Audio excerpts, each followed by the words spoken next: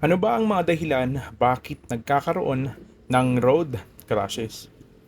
Batay sa WHO, World Health Organization, humigit kumulang 1.19 million ang namamatay sa isang taon nang dahil ito sa mga road traffic crashes.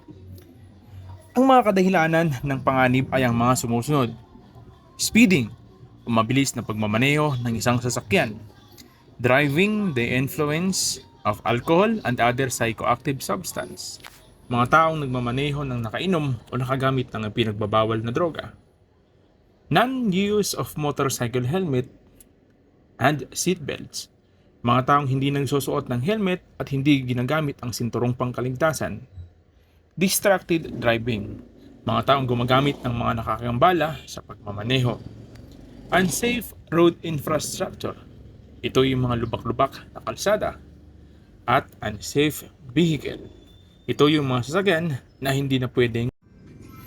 Dito sa atin sa Pilipinas, meron tayong batas, ang ADA o Anti-Drunk Driving Act of 2013 o Republic Act 10586. Sa ilalim ng batas, ang mga opisyal ng nagpapatupad ay maaari lamang humiling sa driver na huminto kung naniniwala silang nasa ilalim ng impluwensya ang huli.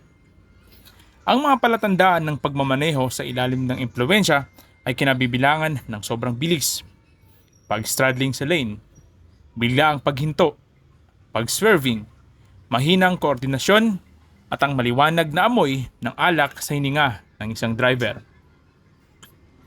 Ang mga mahuhuling nagmamaneho sa ilalim ng impluwensya ay dapat sumailalim sa isang standard field sobriety test na tutukuyin kung umiinom sila ng labis na alak o umiinom ng droga sa oras ng insidente.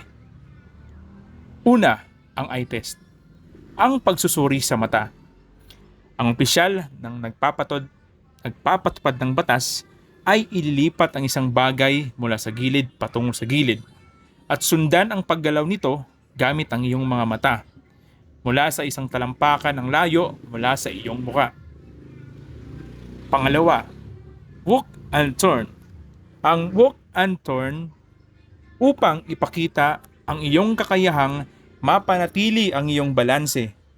Maglalakad ka mula sa sakong hanggang paa sa isang tuwid na linya ng 9 na hakbang, pasulong, tatalikod, at lalakad ng isa pang 9 na hakbang pabalik. Ang pangatlo ang tinatawag na the one-leg stand. Para sa huling pagsubok, kailangan mong makatayo sa isang paa habang ang kabilang paa ay nakataas ng hindi bababa sa 6 na pulgada at panatilihin ang posisyon sa loob 30 seconds. Kung sakaling bumagsak ka sa ginawang pagsusilit sa field sobriety test, ang mga mahuling nagmamaneho sa ilalim ng impluwensya ng alcohol ay kailangang kumuha ng pagsusulit sa Alcohol Breath Analyzer o ABA. Gumagamit ito ng breathalyzer upang suriin ang antas ng blood alcohol concentration o BAC ng driver.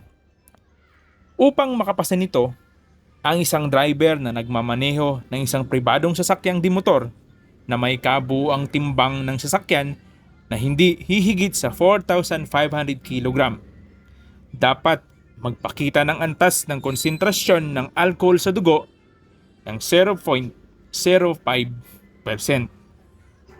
Samantala naman, ang mga driver ng mga truck, bus, motorsiklo at iba pang public utility vehicle ay kailangang magkaroon ng blood alcohol level na 0.0%.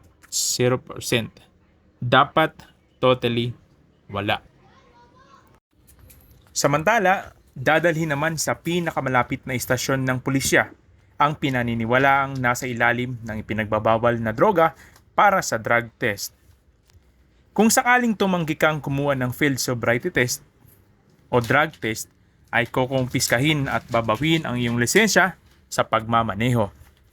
Gayunpaman, kung kukuha ka ng pagsusulit at ang antas ng konsentrasyon ng iyong dugo ay makikitaang higit sa 0.05%, ikaw ay aarestuhin at ang iyong sasakyan ay may impound. Ang pagmamaneho sa ilalim ng impluwensya ng alkohol o mapanganib na droga ay nagpapataw ng mabigat na parusa.